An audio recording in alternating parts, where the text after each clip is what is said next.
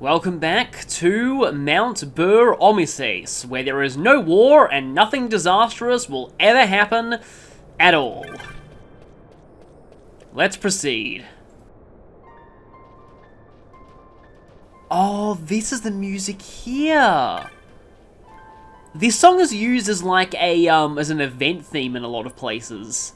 You've already heard it in at least one cutscene.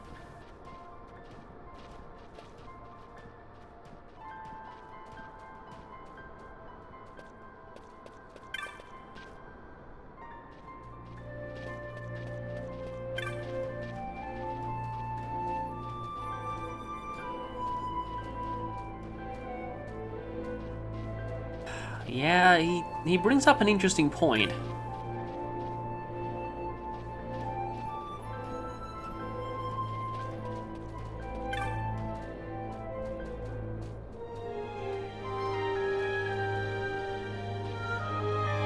Yeah, just don't try stealing from those people or anything. Oh, that's like a weird hybrid chocobo yak thing over there. I don't doubt that we're safe here for now, at least.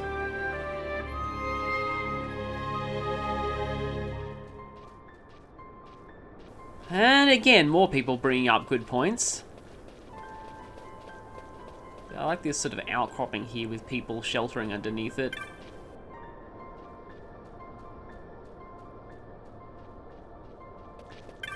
This is kind of a soup kitchen sort of thing.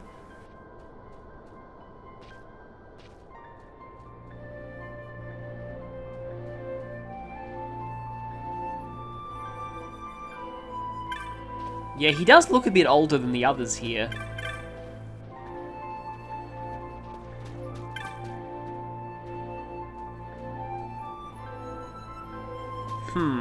Well, I mean, that's kind of racist, but, yeah, the ones in the forest are definitely, definitely not that kind to outsiders. Oh yeah, I think there's actually somebody here who has a hunt for us. Yes, never been to there, because they don't feed us. Oh, wow, those tents down that cliff. That actually does remind me a lot of Indol yeah, Xenoblade Chronicles 2. It's actually kind of interesting how similar these places are. Like, it's a center of religion and also a place that's taking in a lot of refugees. And yet, this predated that by quite a while. Yeah, I believe once you, like, head up to the temple is when Larsa leaves. Another cutscene.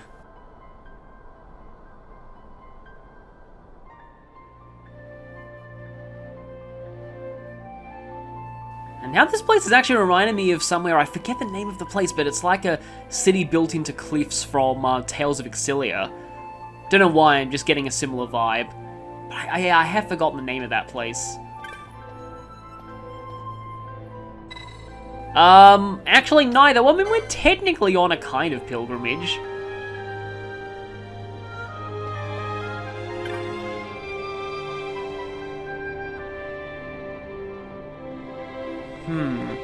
Yeah, I'm guessing that means like an ocean ship.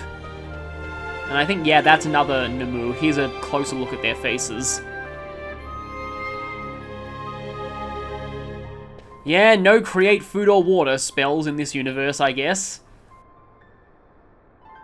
Yeah, it's true, they're going to be running out of capacity soon, so... we'll need to find more land where people can settle, I guess, or find some more sources of food.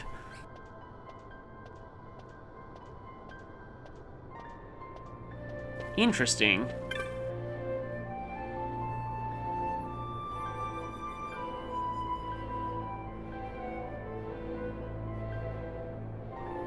That's another case where talking to NPCs can actually give you some gameplay tips. Yeah, wow, this looks amazing. Yeah, that's really cool being able to look out over this view.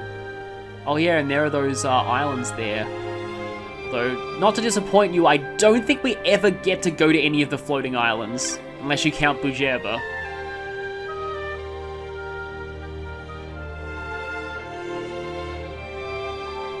Okay, they teach you. Okay, then. Yeah, because I know that they're really important to FF Tactics, but I don't really know if they're in many of the other games in the series. I found, like, one guide in a magazine that was reviewing Game Boy Advance games back in the day. It's pretty much my main experience with FF Tactics. Was mentioning a lot of the classes, like, in particular, like, the Calculator class, or that one just seems kind of interesting. And also the Stop Breath ability of Assassins that, in some of the badly translated games, was translated as Stop Bracelets. I guess Budesu, it kind of does sound like bracelet, but... like, a lot of the attacks, like Fire Breath and, like, Bolt Breath, got translated as bracelet. A Dream Sage, okay. Do not disturb his meditation. Okay, so basically that means stay away from the summon. Well, not summoner, but you get the idea. Worm Philosopher. Yeah, I know the Worm Philosopher is actually very important for, yeah, your head is at a bad angle, but anyway, it's very important for, a quest much later on. Drove it off to Paramina. Okay, chances are that's probably gonna be a hunt later. I've forgotten about, this might be the Cold as Ice. Yes, the Cold as Ice Viera. But I've forgotten, like, if there's any, like, side quest dragon around here. Yeah, she's kind of a jerk. Well, kind of really a jerk. I like those floating stone pillars, though. Another place that, again, like, I must have played this on a really dark TV back in the day. It was a good TV for the time, but...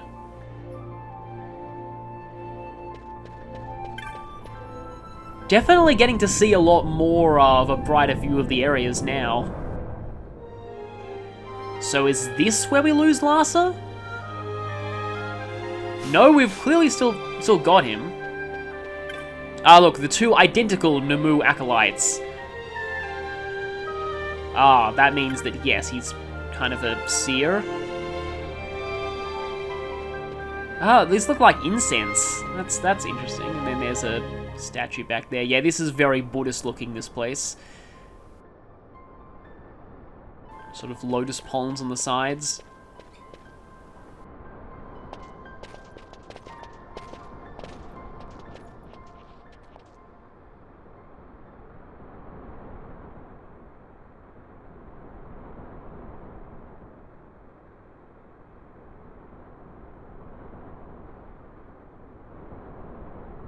Is he sleeping?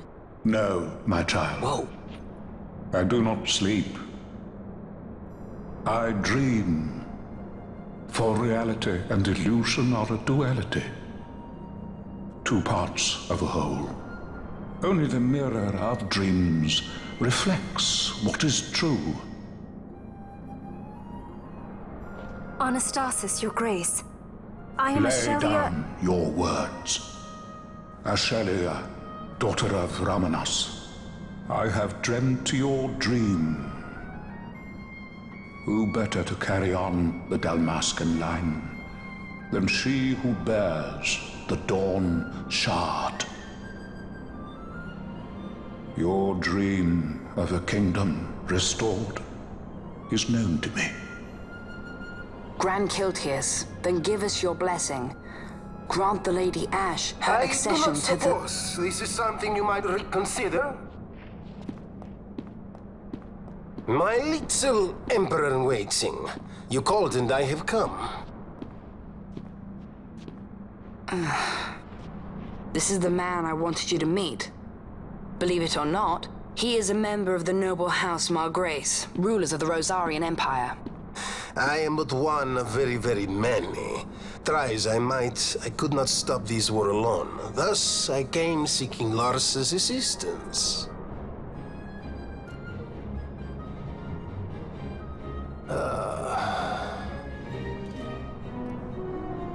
Alcide Margrace, at your service. To think I stand before the Lady Ash, it is truly an honor.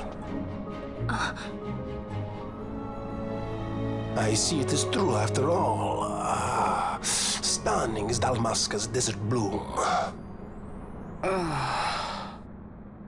In Arcadia, Larsa. In Rosaria, Al-Cid. They dream not of war. Should empire join with empire, the way will open for a new Evilis in our time. Grand Kiltias, you speak much of dreams, but in the real world, war is upon us. Gran Kiltias, I was told my coming here would prevent this war. I was to assume my father's throne and announce the restoration of Dalmasca, treat with the Empire for peace, and persuade the Resistance to stay their hand. I have not come all this way to be asked to reconsider. A word from you and the Resistance would stop cold, and Rosaria's pretext for joining the war scattered off to the four winds. This was what we had hoped. Alas, circumstances change. A full 2 years have passed since your reported death. Were it to become known you are still alive, I fear it could only worsen our current situation. Because I am powerless to help.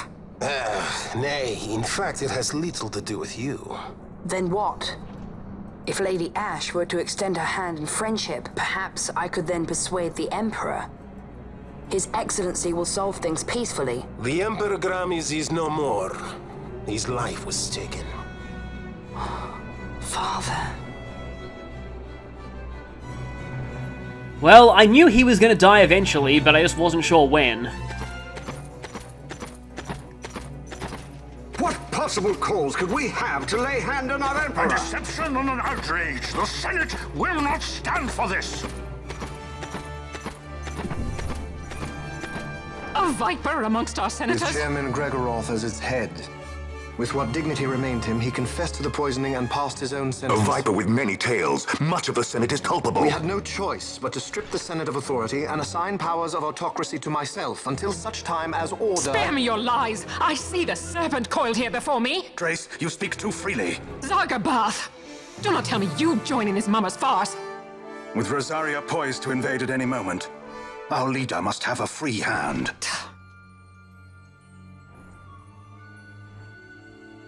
The once great House Solidor is now reduced to myself and my dear brother Larsa. Surely you would not go so far.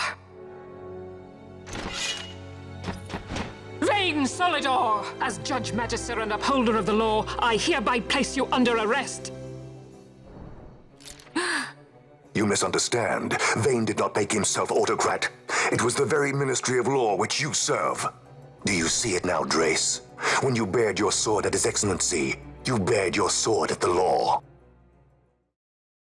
You wear the mama's motley well, Bergen.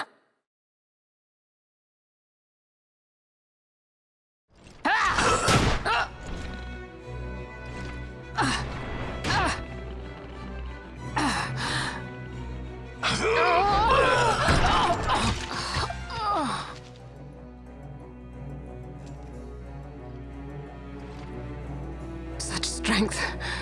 Inhuman.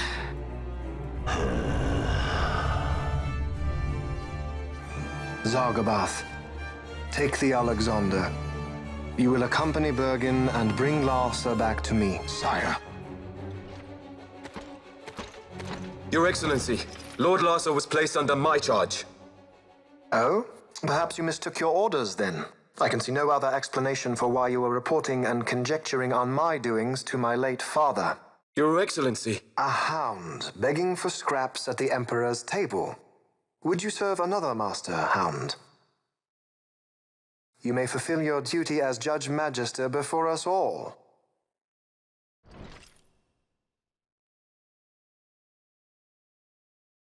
She has been tried and found guilty. Your Excellency, I beg you reconsider.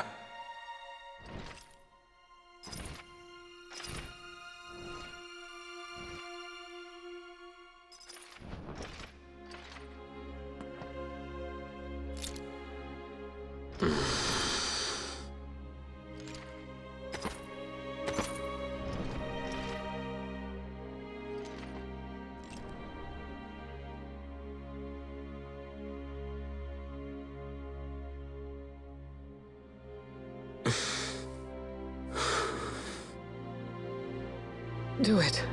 I care not.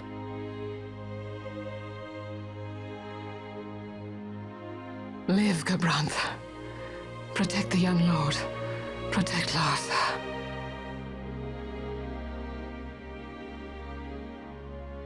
Forgive me. Pray be quick.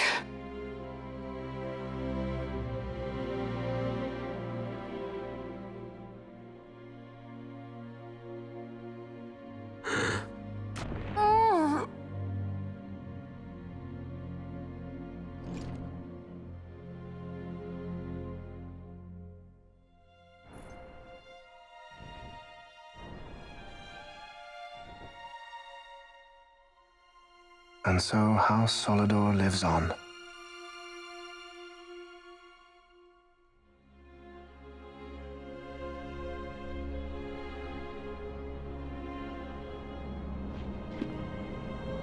Let us suppose you approach the Empire with a peaceful resolution. The late Emperor Gramis would have lent you his ear, that much is certain, but we are dealing with vain Solidor. Should the princess return, he would claim her an impostor, or to tempt the resistance into battle. Vayne wants this war, that much is certain. As our ill luck would have it, the man is a military genius. The dreams have told me thus. To reveal yourself would imperil us all. I see war, and Vayne's name writ bold on history's page. Arcadia's banners fly high. They are making ready for the coming war. According to our latest reports, the Western Armada prepares for war, under Vayne's command, no less. The newly formed 12th Fleet has already been deployed. Oh yes, the Imperial First Fleet stands ready. They'll be underway as soon as the Odin's refit is complete. And there is more. The 2nd Caravan Expeditionary Force is being called in to replace the missing 8th, so there will be no gaps. The largest force ever seen! And then, the Nethicite is the coup de grace. Grand Kiltius, your grace. I spoke to you of my succession. Let us put that aside. Should I become Queen of Dalmasca now, powerless as I am, I can protect nothing. With a greater power at my disposal, perhaps then. It is the Nethicite of which you dream? I require something far greater.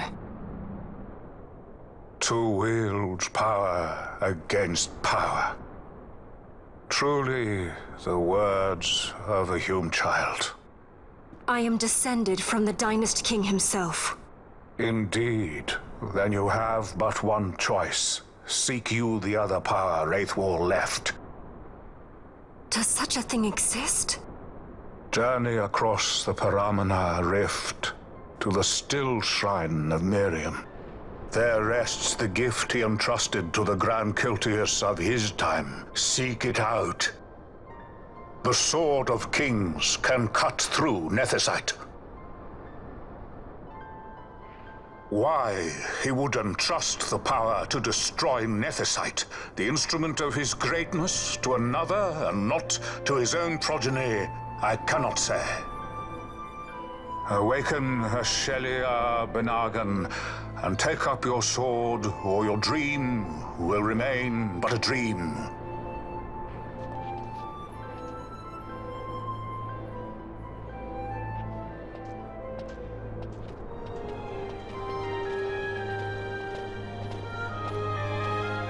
My dream too fades into day.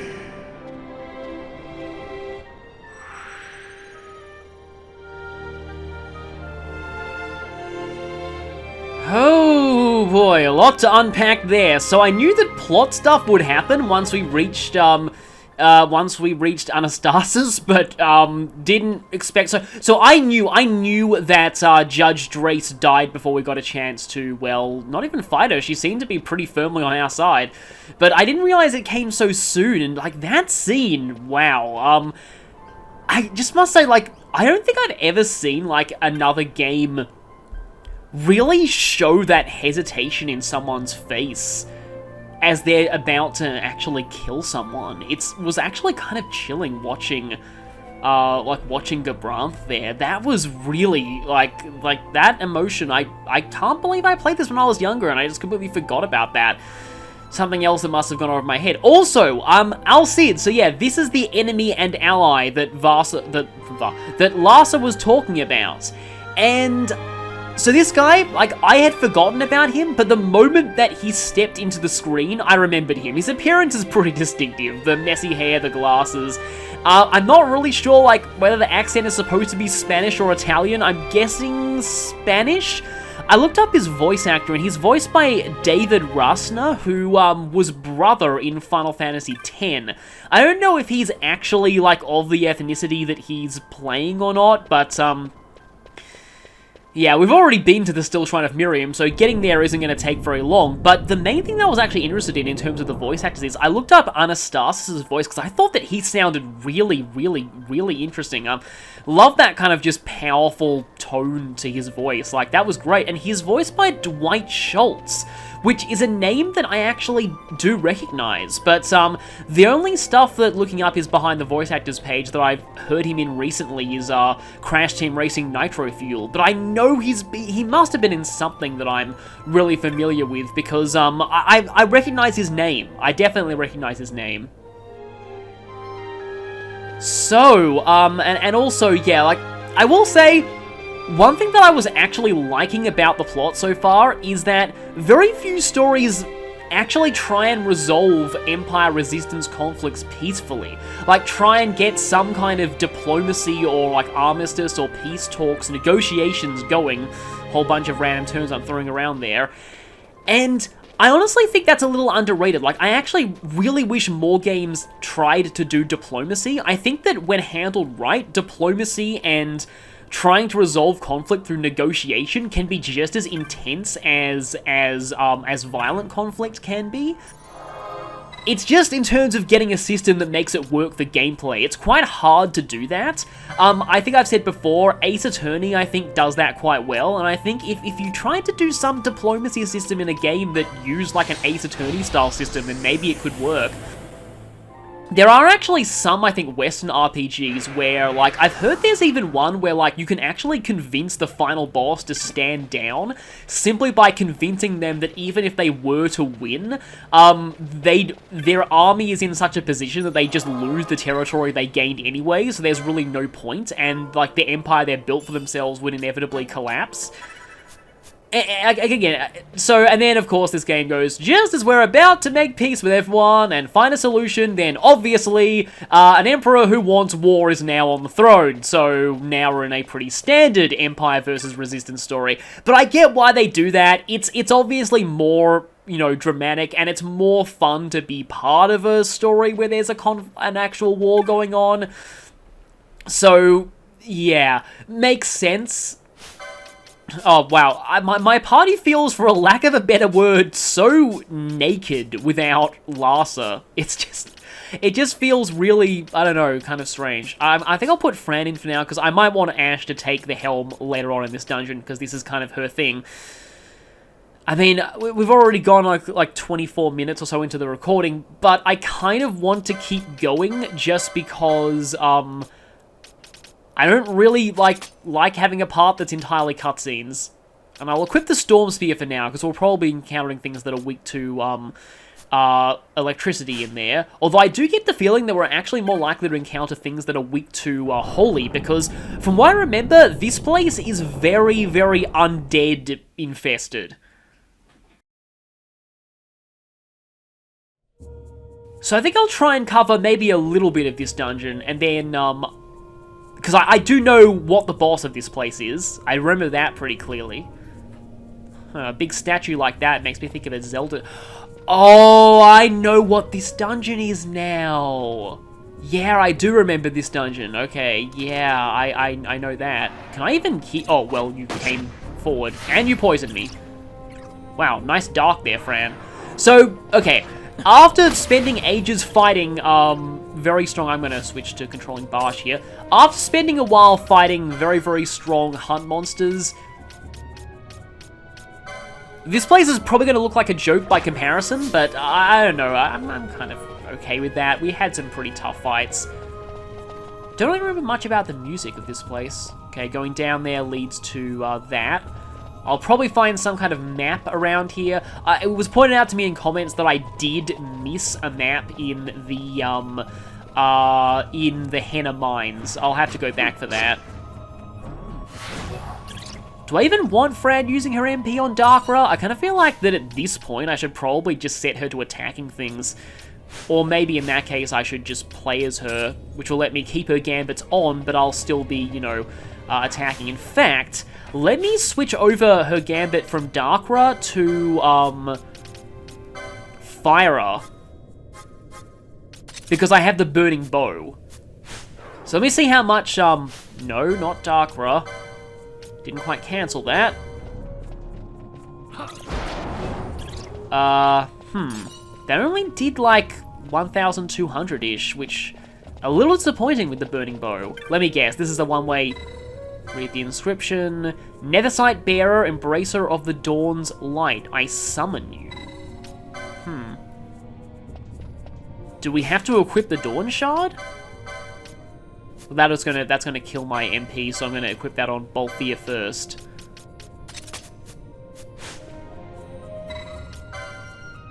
No, okay. Does it need to be Ash?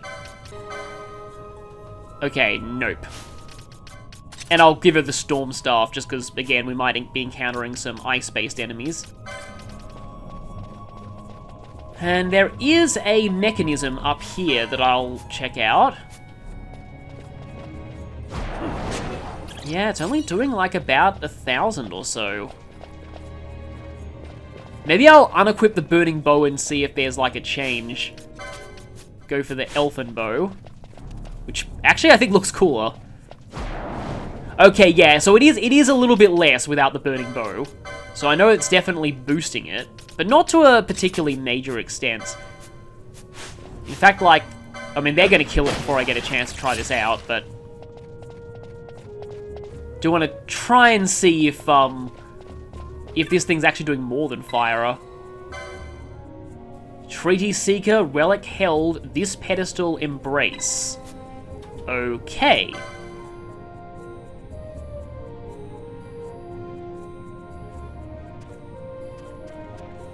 Ah, right, it's one of those Zelda-style, wrong switches, where if you do it wrong, a bunch of enemies spawn. You know, I think Fire is gonna hit in a decent, AoE here. There we go. Okay, so now... Oh wait, since Balthier has it equipped, can he do this? Okay, it doesn't have to be Ash, it just has to be whoever has it equipped, I think.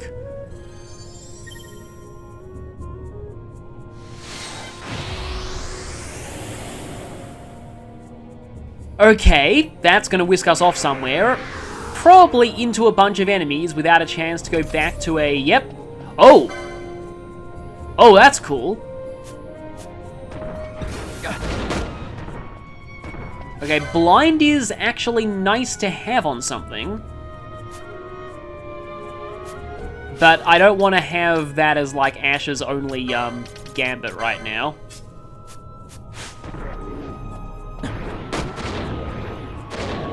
Has a pretty solid amount of health. And it's collapsed into pieces. But yes, Balthier still has 0 MP, and I don't think, like, equipping a different item will change that. Yep, still 0. Oh yeah, a bunch of those Avis things. Still didn't have a map, but I don't think there would have been one in that first room. Alright, there are those 2 doors, though.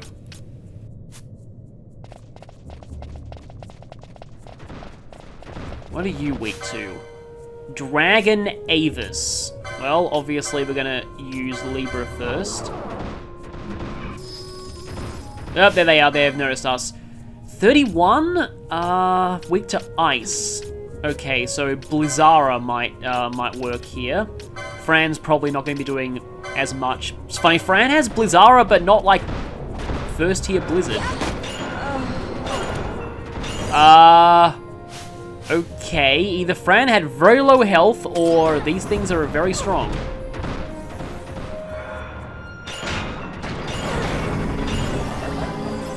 Somebody just leveled up, and, okay, they do hit decently hard. Of course, now our mages are focusing on healing instead of actually attacking. And double down. Okay, yeah, the enemy's here. Maybe this place isn't going to be as much of a joke as I thought. I get the feeling like one of these faces is going to actually be like either a trap or a secret passageway. Oh, there was a trap. Countdown, okay. That, I believe, inflicts doom on an enemy. And what's that? Oh, okay, the faces actually move. Miriam Facer. Which, does Fran not have Libra on anymore? Did her Libra just wear off that quickly? Let's put that back on. But it does seem like they're weak to winds.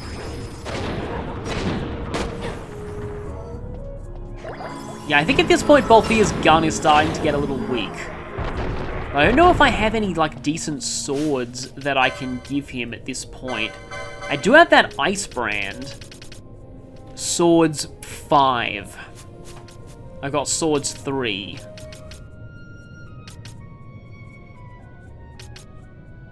Uh, 15 license points until I can use that. That's possible. Balthia is actually level 27, so maybe I should take him out of the party for a little bit and go back onto Barsh, I guess. And I was promising that I would try and see how much Fran's Burning Bow is doing with regular attacks. Yeah, I had a feeling that face would attack us. Yeah, like 580-ish? Arrow obviously does more to these things. I like the way they just flop over like that. Oh, yeah, I had a feeling that one would attack us too. So actually it seems like a lot of things in here are weak to wind, not lightning. Yeah, lightning just makes me think about how some games call it thunder, some games lightning, some electricity. Some of them it's just elec, obviously, it's just electric, it's, yeah, different. And then in Dungeons & Dragons, thunder is like actually sound-based damage, which makes sense. I'm just gonna go over here just to see if there's, yep, another statue. Dark. Why is it that when used by enemies, dark barely does anything, but when it's used by you, it's really strong? And here... Yep, you need the relic for this one too. And it's probably going to warp us somewhere as well. So let's again make the dedicated Nethicite holder. I mean, we really shouldn't be giving this to Balthia of all people, but let's have him activate the pedestal.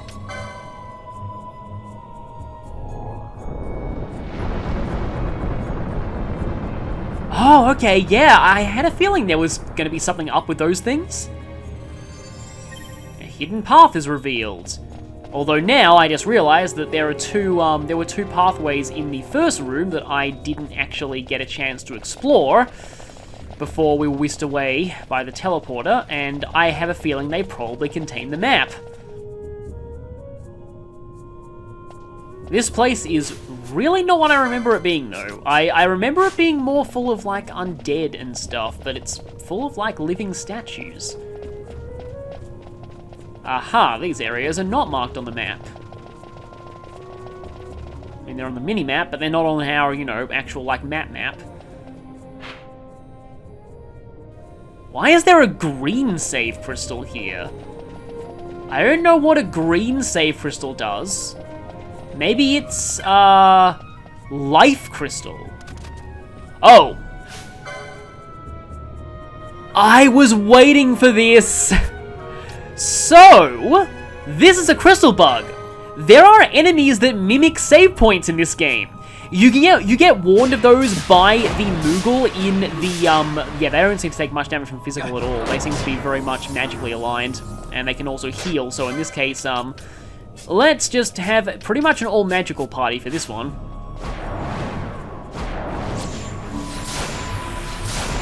Aurora, too. Restore, okay, well, we can probably outdamage its healing while it's busy casting wind on us. And there it goes. Now, the good news about these enemies is that usually, when you kill them, they are replaced by a real save point. But if you don't know, like, about the existence of the crystal bugs before it's too late, then, you know, bad things happen. Very, very bad things happen. I'll just say, this game is somewhat infamous for having I think it's even a gate crystal in a very dangerous optional area later on actually be a crystal bug. It's through a blood gigas, okay. It's like right at the end of, again, a very dangerous optional area, right before an optional, very dangerous dungeon. So it's right when you really need a save point and when you're probably very weakened from running past a bunch of enemies. And surprise, surprise, it's a crystal bug. But yeah, I guess you're first supposed to encounter them here. So the reason why I intentionally didn't show the conversation with the Moogle shopkeepers in, oh, I remember that thing, I think. It's in, what is it again? Ayut Village, the Viera village, the bunny elf village. I intentionally cut away from the end of that conversation because I wanted to leave it as a surprise. Because I think the crystal bugs are one of the most interesting enemy designs in this game, and also one of the most trollish enemies I've encountered in any game. Not just in RPGs, in any game. Because, like, seriously, like, save point mimics? Why is that thing just standing still?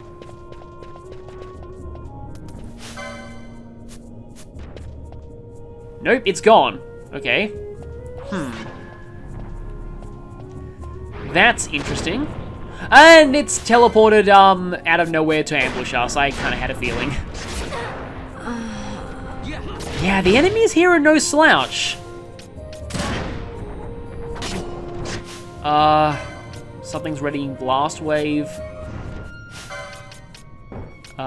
Drop Ash. Get Fran in. She does some decent AoE damage, I guess. Finish off the weakened one, which is good. I guess we should maybe try and take out the evil Horse of Doom first. Maybe Van going after weakened enemies is not a great idea when I have AoE characters in the party, because they can just, you know, they'll get finished off by the AoEs anyway, is what I was trying to say. Sword of Judgments. Oh, this must be the bottom part of a statue's giant sword. To Guardians 3 I trust, that the worthy may pass, all others be shunned. Now, do you mean shunned as in, like, made to go away, or shunned as in crushed into bloody pieces? Because I have a feeling it's the second one. So, we need to go past the Sword of Judgment, and it's funny, this is a dungeon that, like, I both remember and yet don't remember at the same time. I remember there being undead enemies later on in this place, but I don't remember just the general kind of stony feel of this place. It reminds me a lot of the Stone Tower Temple in Majora's Mask, actually. But since we have a save crystal here and we had a whole ton of story stuff, I think now might be a good time to call it, and we'll explore the rest of this dungeon next time. See you all then.